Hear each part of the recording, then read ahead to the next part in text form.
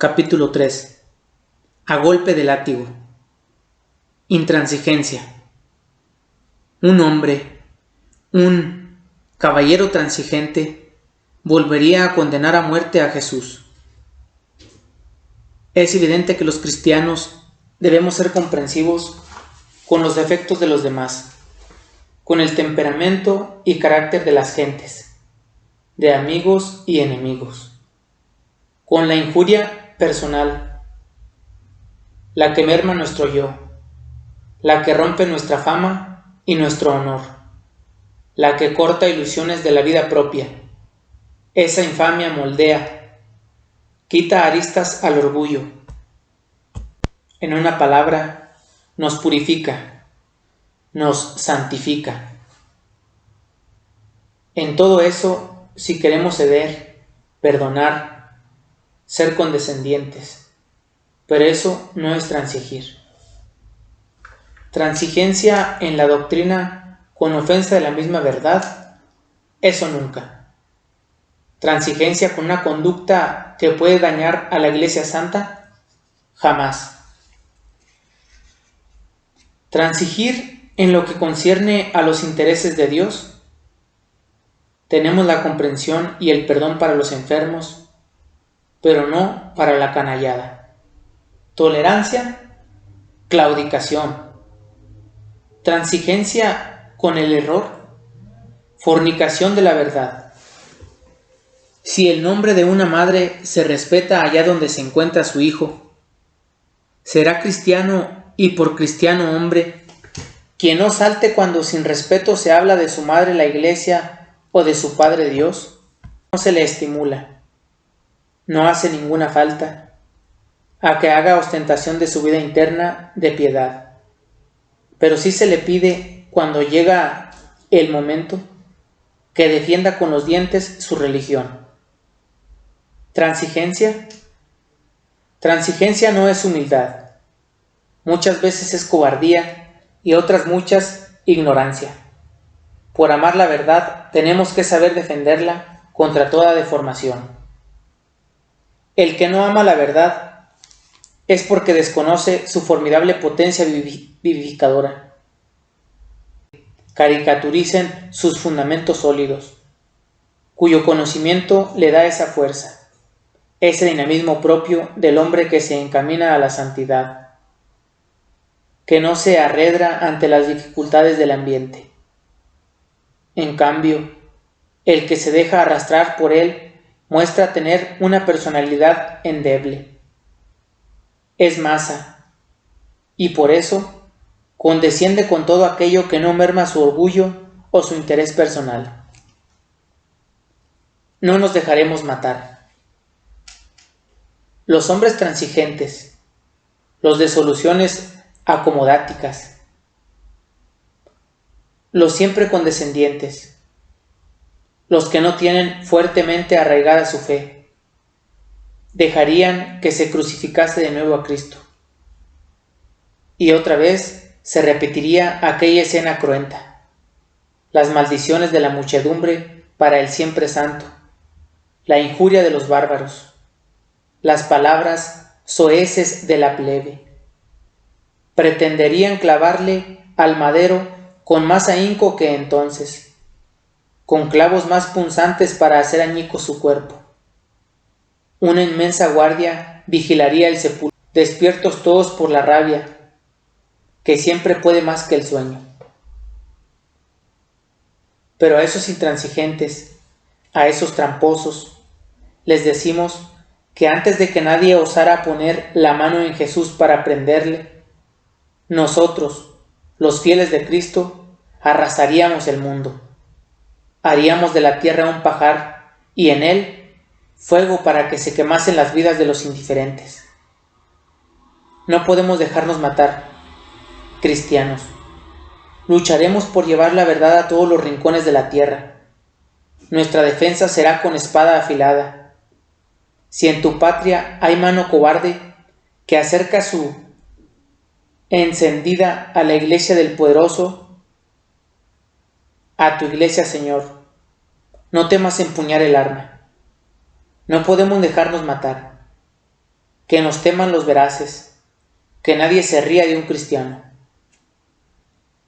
En cierta ocasión se le acercaron a Jesús algunos fariseos diciéndole: «Sal y vete de aquí, porque Herodes quiere matarte». Él les dijo: «Id y decid a esa raposa: yo expulso demonios y hago curaciones hoy y las haré mañana, y al tercer día consumaré mi obra». Lucas capítulo 13, 31-32. Cristo no se dejará matar hasta que llegue su hora, y Pablo no se dejará azotar sin más ni más. Hechos capítulo 22. El celo de tu casa come nuestras entrañas. Queremos ser, Señor, los hombres más sinceramente apasionados por la verdad que haya conocido la historia. Te lo queremos pedir con la humildad que faltó al pobre Pedro en la última cena. Admiramos la sangre corretedora de nuestros mártires. Ella nos confirmó en la fe. La admiramos porque ella nos trajo la vida. Pero, Señor, nos parece galardón el del martirio, demasiado precioso para nuestra pobreza actual. Si nos lo enviaras, besaríamos tu mano. Tú nos darías la fortaleza para sufrir la acometividad de las fieras y poder dar el salto ligero de esas tinieblas a la luz que no se extingue. Pero los cristianos de hoy no tenemos vocación de mártires, sino de guerreros. No es que por el mero hecho de estar en la verdad tengamos que morder al que no la conoce, pero sí, por el mero hecho de haber sido agraciados con ella, tenemos que defenderla con los dientes. Si los enemigos declarados de Dios creen que se van a encontrar en el cristianismo espíritus pusilánimes y escurridizos que levantarán sus manos para que les apunten mejor al corazón, se equivocan. Si los hombres de ese mar bermejo y amoratado por la envidia y el rencor buscan sangre que apague su mentira y su odio, que sepan que los cristianos de esta generación están dispuestos a morir matando. El libro primero de los Macabeos. El cristiano que por ser fiel a Cristo vive la humildad y la mansedumbre, que vive el amor al enemigo, que no admite rencor ni venganza en su conciencia, que es el más comprensivo de los hombres, debe vestirse con la armadura del guerrero cuando se ataca a la iglesia de su Dios. Debes contestar al enemigo en el mismo campo y con las mismas armas con que atacan a la iglesia.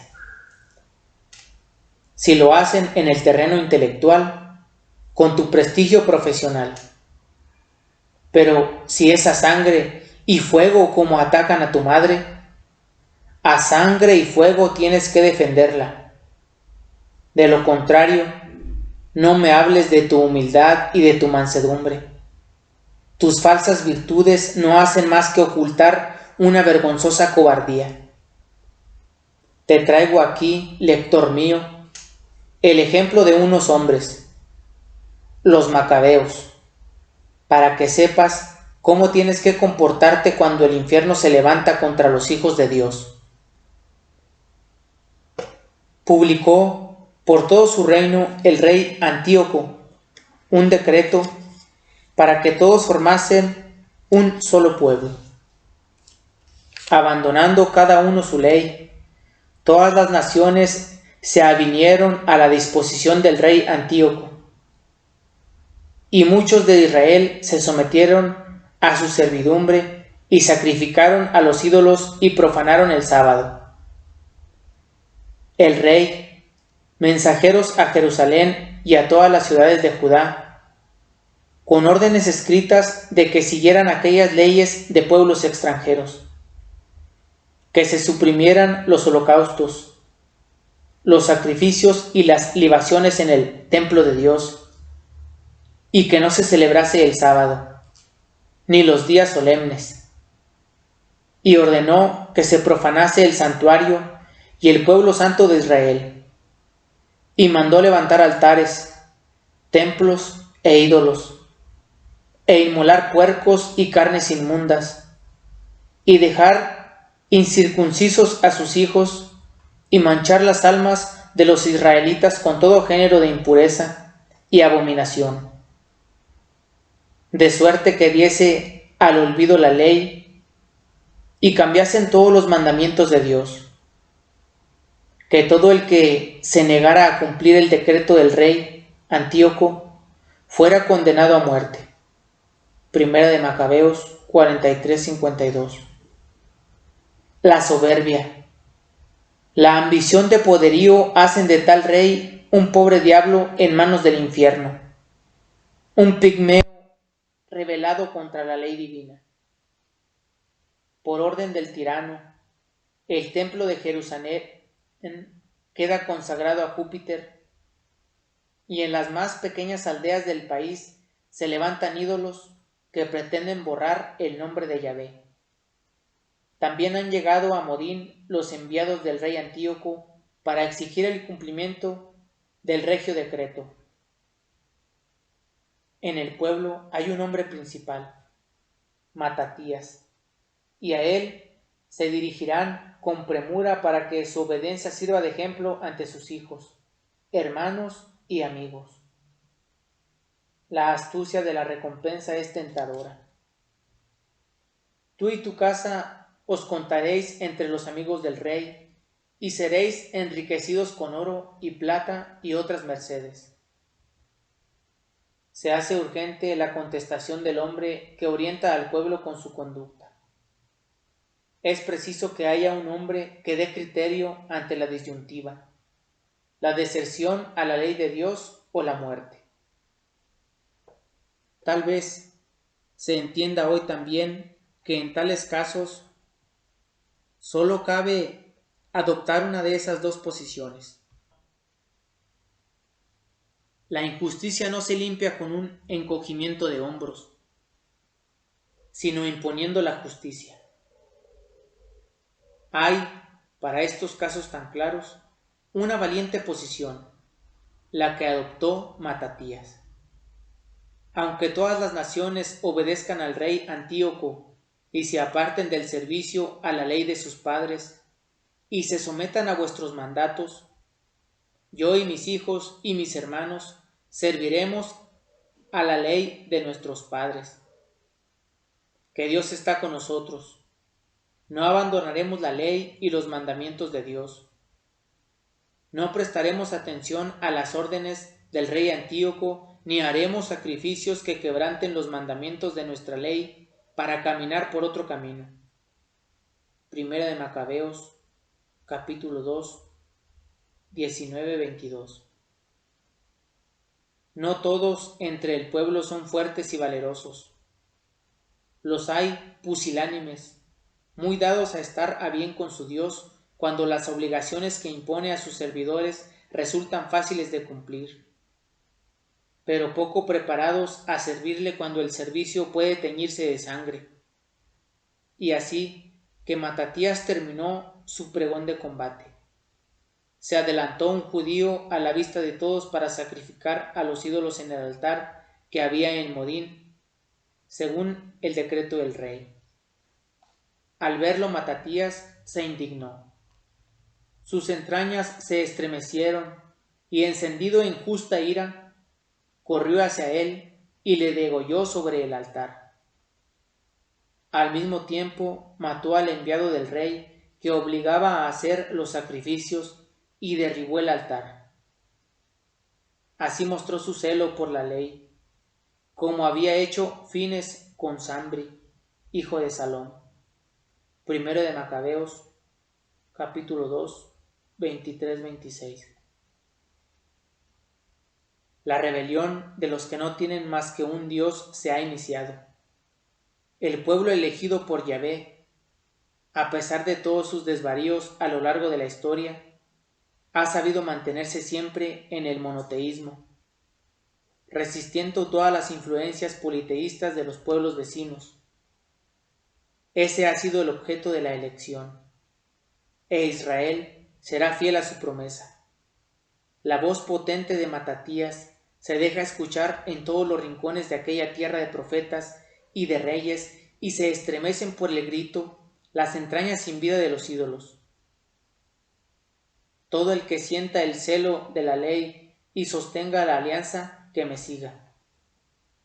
Primera de Macabeos, capítulo 2, 27. Y abandonando cuanto tenían la ciudad, se refugiaron en los montes con sus mujeres, sus hijos y sus ganados. Algunos bajaron al desierto para esconderse. Las fuerzas del rey Antíoco inician su dura persecución. Conocen las costumbres de los rebeldes y atacarán precisamente en sábado, el día que la ley inmoviliza a sus observadores por el descanso obligatorio. Los refugiados en los escondrijos del desierto, por no profanar el reposo sabático, no lanzarán una piedra, ni siquiera obstaculizarán la entrada de sus enemigos en sus cuevas. Acometidos en día de sábado, murieron ellos, sus mujeres, sus hijos y sus ganados, hasta 1000 hombres. Primera de Macabeos, capítulo 2, 38.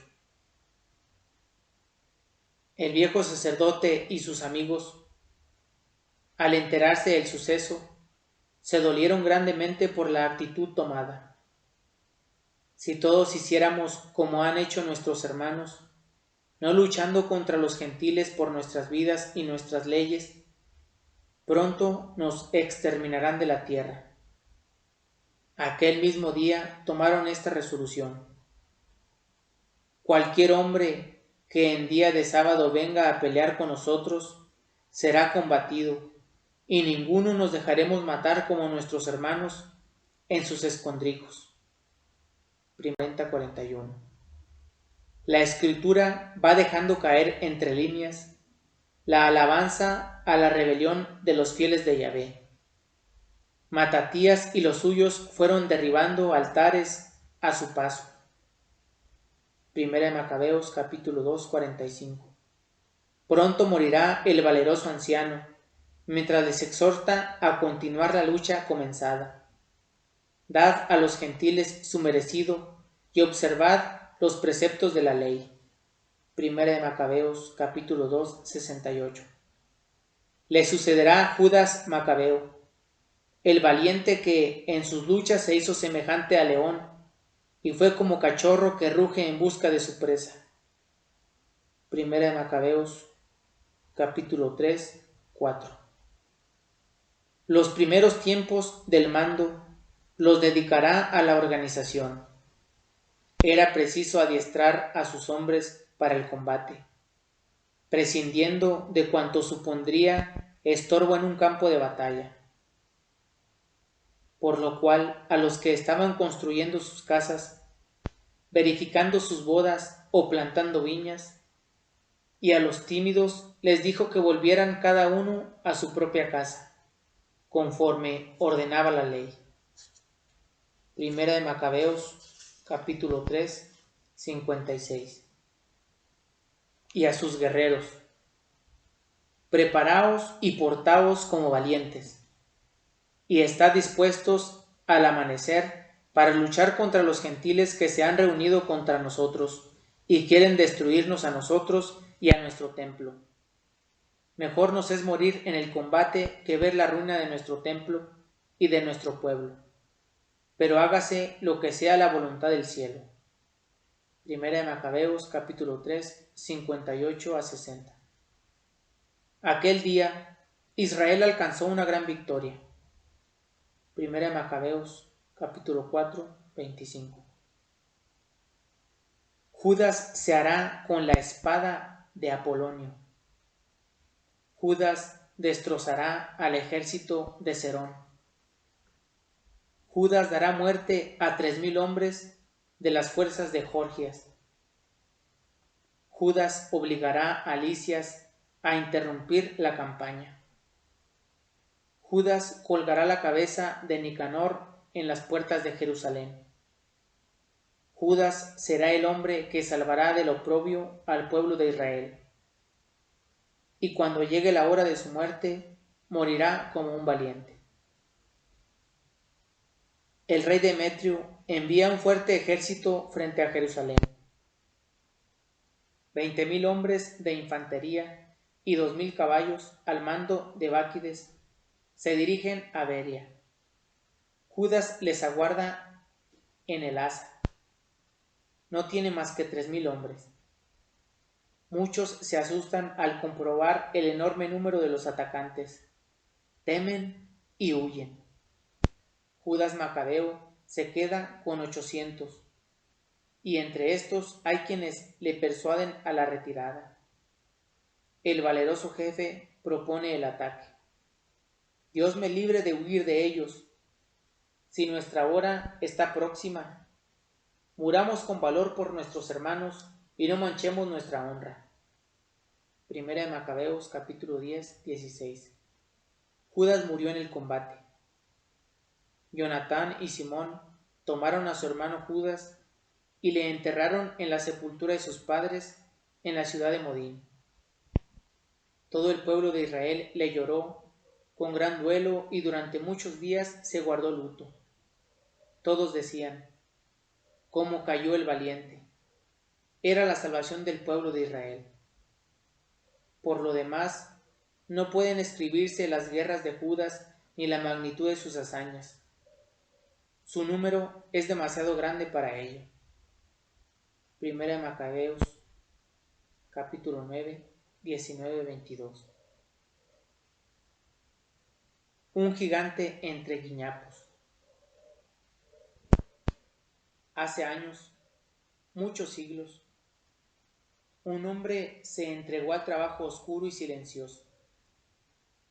6 lustros vivió así, guardando en su corazón los mensajes de paz y de cielo que traía a los mortales. Al fin se internó en el desierto, donde las fieras le defendían de los hombres. 40 días oró, mirando a lo alto. Luego dirigió sus pasos hacia allá, hacia su casa, y viendo lo que en ella acontecía, se asustó. La casa de Dios era casa de tráfico, el templo una lonja. Allí están los sepulcros blanqueados. Allí los que ponen cargas pesadas sobre los hombros de los demás sin ayudarles con su mano. Allí los que rezan a voces. Allí los que dejan caer monedas en el bosaflacio para que el tinteo les haga pasar por generosos. Allí los cumplidores de la letra de la ley. Allí los observadores del sábado. Hace 18 años que estuvo en el mismo templo. Él, siendo niño, ya les enseñaba. Y están presentes los mismos, más viejos, más caprichosos, más indiferentes. En un día, corriente de feria, gritos de vendedores, risas de niños, mugidos de bestias, mucha grasa en el suelo sucio, gentes que entran, ruido de puertas, pueblo y sacerdotes, alabanzas a Yahvé y pordioseros que hablan con la boca llena. Alguno de los principales recuerda escenas pasadas, precisamente el niño que les dio a conocer las Escrituras. Todo transcurre como de ordinario, mas de pronto, ¿qué pasa?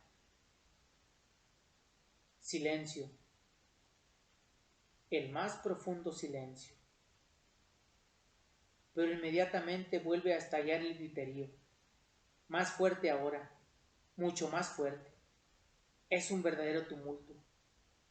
Dinero y baratijas ruedan por el suelo, chasquidos de látigo, consternación entre aquellos mercaderes riachones. el hombre, con mensajes de paz y del cielo, enarbola un látigo de cuerdas. Sus ojos están llenos de indignación. Es la figura de un gigante entre guiñapos. Y preguntamos, ¿no es este el hijo del carpintero? Pero, ¿no es el mismo que bendijo a los pacíficos? ¿No es el amigo de los niños el que da la tierra en posesión de los mansos? ¿Dónde está el pastor bueno, el indulgente, el misericordioso? La mirada penetrante de la ira divina hecha carne. Esa es la cara de nuestro Cristo, joven al entrar en la casa de Dios. Casa por entonces rebosante de hipocresía. Esos son los primeros pasos de la vida pública de Jesús.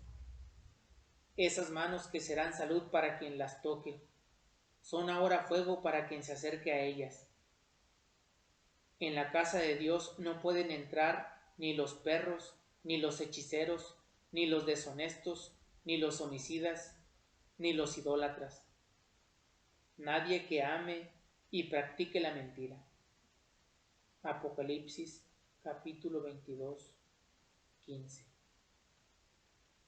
Celus domus tue comedit me. Salmo 68, 10. Juan capítulo 2, 17. Qué contraste de color. Negro y cárdeno, el de la vida de Dios entre los hombres. Silencios de pasión y golpes de látigo. El que será llevado como oveja al matadero. El Cordero de Dios que no despegará sus labios desde el huerto. En la noche triste hasta Jerusalén. El que callará ante los insultos, las bofetadas y las blasfemias, porque lo exige el amor. Es el mismo que ahora empuña unas cuerdas para echar a todos del templo, porque le consume el celo de su casa. Látigo, que caiga, Señor, toda la mentira de nuestras vidas a golpe de látigo. Cuánta carroña quedaría al descubierto.